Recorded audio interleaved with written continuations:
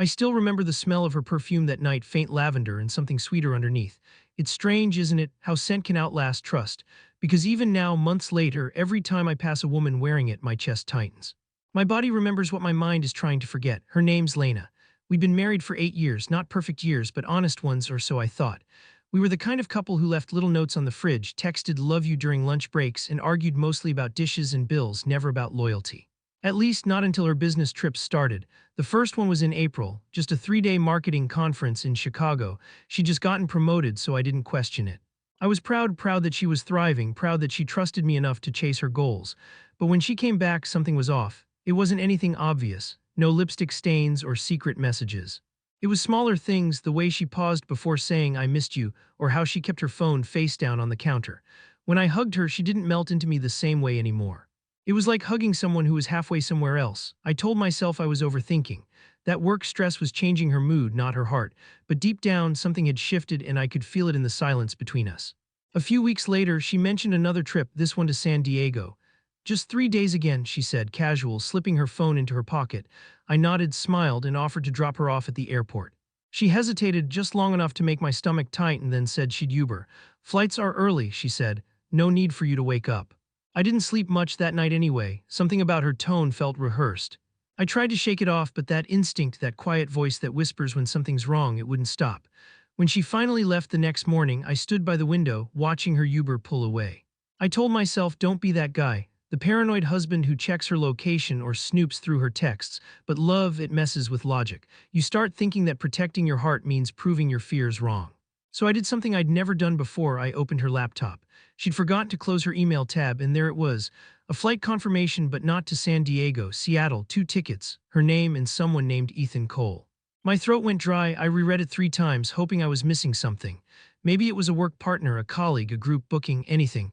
But the email thread underneath killed that hope. Can't wait to finally have you to myself for a few days, counting hours. Me too, I'll tell him it's a business trip, don't worry.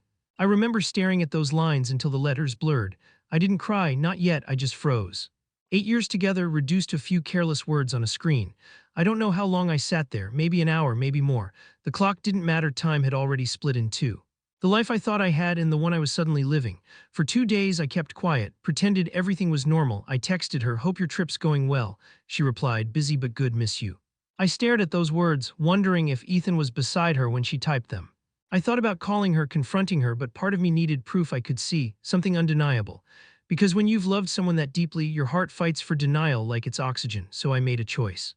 I booked a last-minute flight, same city, same weekend. If I was wrong, I'd come home humiliated. If I was right, I wasn't sure what I'd come home as. Seattle was gray and cold when I landed.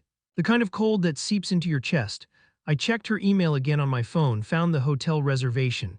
Downtown, fancy, the kind of place we used to save up for on anniversaries. I stood outside that hotel for a full hour before walking in. The lobby smelled of coffee and polished wood. My hands were trembling as I told the front desk her name, pretending I was delivering flowers for Mrs. Lena Parker. The receptionist smiled politely and pointed to the elevator. Room 804. I don't remember the elevator ride, just the sound of my heartbeat. When the doors opened, everything felt distant, muted, like I was underwater. I walked down the hall, each step heavier than the last. Room 804, I could hear laughter inside her laugh, that soft, musical one that used to be mine, then a man's voice. Low, familiar somehow, like a nightmare you've half forgotten. I didn't knock, I couldn't. I just stood there staring at that door, my whole body shaking. And then it opened, not from me, from them. Lena stepped out first, wearing one of those casual dresses she packed for business dinners. Her hair was loose. Her eyes went wide the moment she saw me. Behind her, Ethan appeared, tall, confident, shirt half-buttoned. For a second, none of us spoke. The world went completely silent. I remember her lips parting like she was about to speak, but no sound came out, just guilt, just fear. And all I could manage was a whisper, business trip, huh? She tried to say something, reached for me, but I stepped back. I wasn't angry, not the way I thought I'd be. I was just empty. Like someone had scooped everything out of me and left a shell standing there. She started crying. Ethan mumbled something about it not being what it looks like. I laughed, not what it looks like, the oldest line in the book, and then I walked away, down that long hallway, out the elevator, out into the cold rain. Each step felt heavier, like grief had weight. By the time I reached the street, I finally felt something again, pain, raw and sharp, cutting through the numbness. That's when my phone buzzed. It was her. Please, can we talk? It's not over. Please. I stared at her name glowing on the screen, rain dripping off my fingers. And I realized maybe she was right. It wasn't over. Not yet. The next morning, I woke up in my hotel room to sunlight cutting across the bed like a cruel spotlight. My clothes were still damp from the rain. I hadn't even bothered to shower. My phone was full of unread messages from Lena, all variations of please let me explain, and it's not what you think. But I already knew what it was. I'd seen it, and worse, I'd felt it. That kind of betrayal doesn't need words. It seeps in through silence, the kind of silence that follows you everywhere like a shadow. I didn't respond, not that day, not the next. I just flew home, dropped my bag by the door, and sat on the couch staring at the wall. It was the same living room we'd built together, same wedding photo, same couch she picked out, same faint trace of her perfume on the throw blanket. Except everything looked like a memory now, a museum of what used to be. A few days later she came home. I didn't open the door for her, she still had her keys. I heard the lock click and there she was, standing in the doorway like someone who'd just walked into the aftermath of her own crime scene. "Can we talk?" she asked. Her voice was shaky, small. I didn't answer right away. I just nodded because I didn't have the strength to argue. She sat down across from me at the kitchen table. For a moment neither of us spoke. The clock ticked, the fridge hummed. Finally she said it wasn't supposed to happen. "Ethan and I had started at work. I was lonely. You've been so distant lately." That word, lonely, I laughed quietly, not because it was funny, but because it was absurd.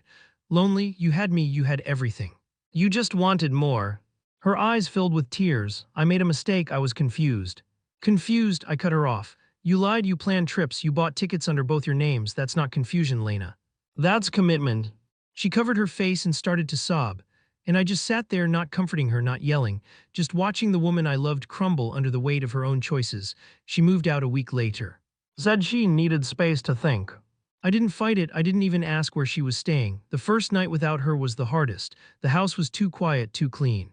I poured myself a drink, something I hadn't done in years, and just sat in the dark, listening to the sound of nothing. I kept replaying every moment of our marriage, trying to pinpoint where it broke. Was it when we stopped saying goodnight? When she started working late? Or was it me, the way I got too comfortable, too trusting? It's crazy how your brain tries to make sense of betrayal by turning it into your own fault. Then came him, Ethan, the man she left me for. I didn't know much about him, just the basics from her office. He was her new regional manager, recently divorced, charming in that loud, confident way that always makes quiet people like me seem invisible. I tried not to think about him, but it was impossible.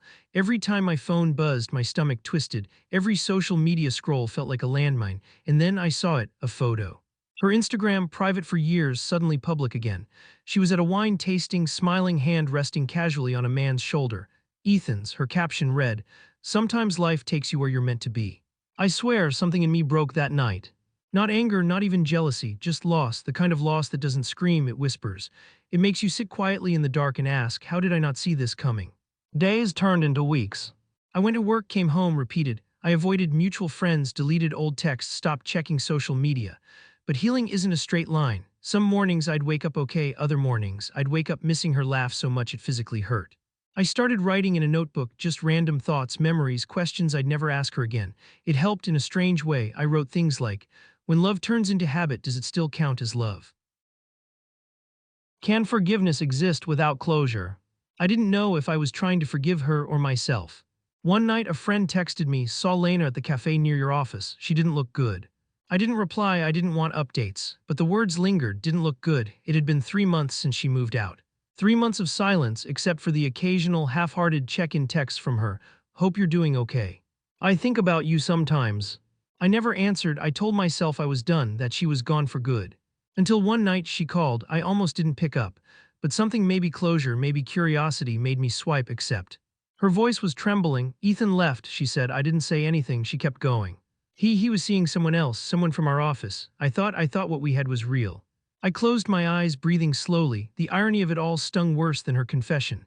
Now you know how it feels, I said quietly. There was a long silence on the line. I could hear her crying softly. I deserve that, she whispered. I don't know where else to go. I should have hung up, I wanted to, but instead I said, you'll figure it out. And then I hung up. For the first time since it happened, I didn't cry after hanging up. That's when I realized grief doesn't leave you all at once. It leaves in fragments. One call, one memory, one tear at a time. The next week I got an envelope in the mail, no return address. Inside was a letter from her. She wrote about how she couldn't sleep, how Ethan made her feel wanted until he didn't.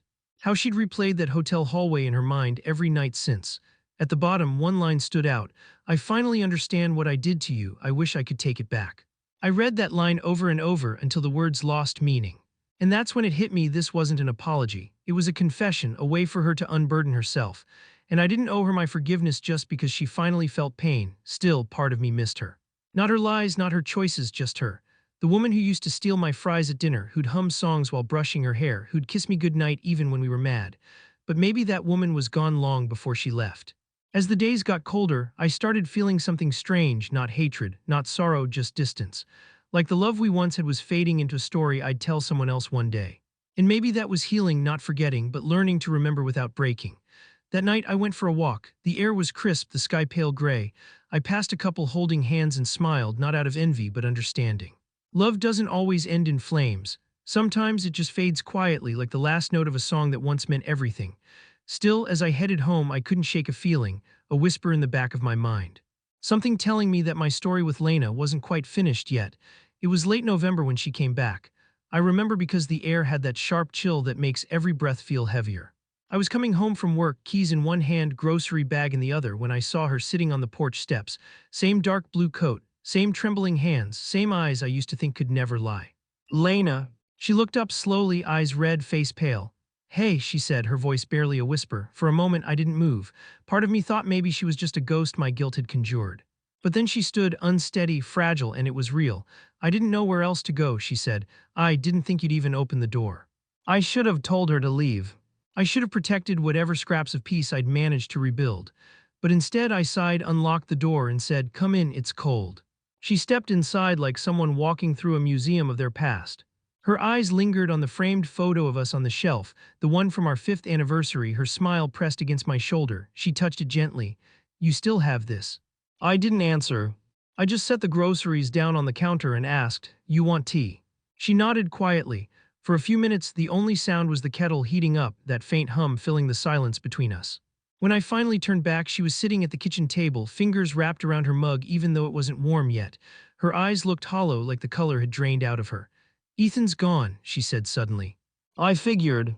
She swallowed hard. He wasn't who I thought he was. He was seeing someone else. He used me to get back at his ex-wife. I didn't know until. I raised a hand. "You don't have to explain, Lena." She shook her head. "No. I do, because I lied to you, I betrayed you. And I told myself I was doing it because I felt unseen, but that was just an excuse. The truth is I was selfish. I wanted excitement. I wanted to feel desired. And in chasing that, I destroyed the only person who ever truly loved me." Her voice cracked at the end, and for a second the old instinct kicked in, that reflex to reach out to comfort. But I didn't move. I just stared at her. "You didn't just destroy me," I said quietly. "You destroyed us." She nodded, tears falling freely now. "I know, and I can't fix it. I just wanted you to know that I finally understand what I did." For a long time, neither of us spoke. The tea went cold between us. Then she said something that nearly broke me again. "I still love you, you know, even if I don't deserve to." I closed my eyes. Those words used to be everything. Now they just felt heavy. "You say that," I said slowly, "but love isn't supposed to hurt like this. It's not supposed to make you question if you were ever enough." She wiped her eyes. "I know, I wish I could undo it. I wish I could go back to that night before the first trip, when you offered to drive me to the airport. I wish I'd said yes." Her voice cracked. "You were always right there, and I walked away." The room went quiet again. Only the faint sound of rain against the window. After a while she whispered, "Do you hate me?" I took a long breath before answering. "No, I don't. I think part of me did for a while, but hate takes too much energy. I think now I just pity you." She flinched but didn't argue. She knew I wasn't trying to be cruel, just honest. We ended up talking for hours, not arguing, not accusing, just talking. About the years before everything went wrong. About how easy it was to forget to appreciate what we had. Somewhere between the words, she reached across the table, her hand trembling, and placed it on mine. For a moment I didn't pull away. It felt familiar, warm, but also wrong. She whispered, "I miss this." And I said, "I miss what this used to be." That's when she broke completely.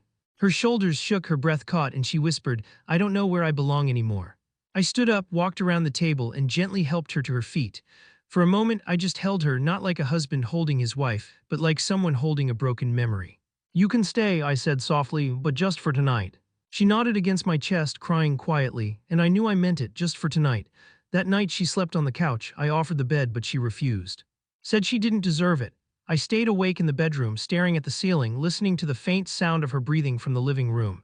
It was strange. That sound had once been comfort. Now it was a reminder of everything I'd lost and everything I was learning to let go of. I thought about all the what-ifs. What if I'd fought harder for us? What if she'd chosen honesty instead of lies?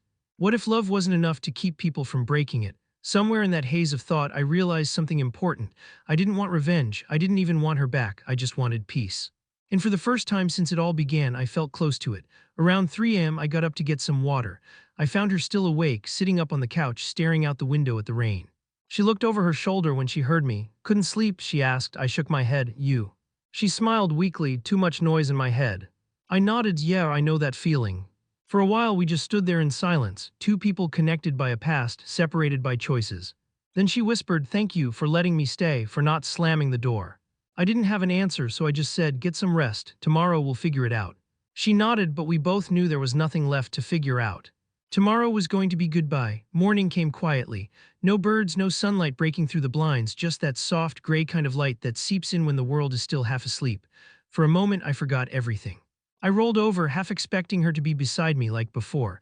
The space was empty, but it didn't hurt as sharply as it used to. It just felt still. When I walked into the living room, Lena was awake. She was sitting on the couch with a blanket over her knees, holding a cup of coffee she must have made herself. Her eyes were tired, but calm, like she'd been up all night making peace with the same things I had. "Morning," I said. She smiled faintly. "Morning." The air between us was soft, gentle, like two people standing on opposite shores of the same river waving goodbye. We sat at the kitchen table again, the same spot where so much had fallen apart. But this time there was no tension, no anger, just quiet. She looked at me for a long time before speaking. "I had a dream last night," she said. "You and I were at that little cabin by the lake. The one we used to rent in the fall." I nodded. "Yeah, the one with the broken porch light." Her smile deepened just barely. "You were cooking pancakes, I was making coffee. Everything felt normal like it used to." She paused. "And then I woke up and I realized it wasn't real, that I broke that version of us for good." I didn't say anything. I didn't need to. Sometimes silence is kinder than words. After breakfast, she started to gather her things, the coat, the phone charger, the old scarf she'd left months ago. Each item felt like a piece of time being folded away. She turned to me at the door, eyes glossy. "I know I don't deserve to ask you this, but do you think someday you'll forgive me?" I thought about it, really thought about it. Forgiveness isn't a switch. It's not something you give because someone asks. It's something that grows when pain finally runs out of reasons to stay. "I think," I said slowly, "I already have. I just haven't told my heart yet." Tears spilled down her cheeks. She nodded, then stepped closer, hesitating like she wasn't sure if she was allowed. "Can I?" I didn't move, but I didn't stop her either. She leaned in and hugged me. It wasn't romantic, it wasn't passionate, it was just human. A quiet apology wrapped in warmth. For a second, I closed my eyes and let her hold me, not because I wanted her back, but because part of me needed to finally let her go in peace. When she pulled away, she whispered, "Thank you for everything, even now." And then she left. The door clicked shut, and just like that, silence again. But this time it wasn't empty, it was peaceful. I walked to the window and watched her get into a cab. She didn't look back. I think she knew she didn't need to, because we'd already said everything that mattered, even the things we couldn't find words for. For the rest of the day, I moved slowly, cleaned up, washed the dishes, changed the bedsheets. Little acts of reclaiming my space. Everywhere I looked, there were traces of her, a hair tie, an old photo, the dent in the pillow where she'd sat. But instead of erasing them, I let them stay.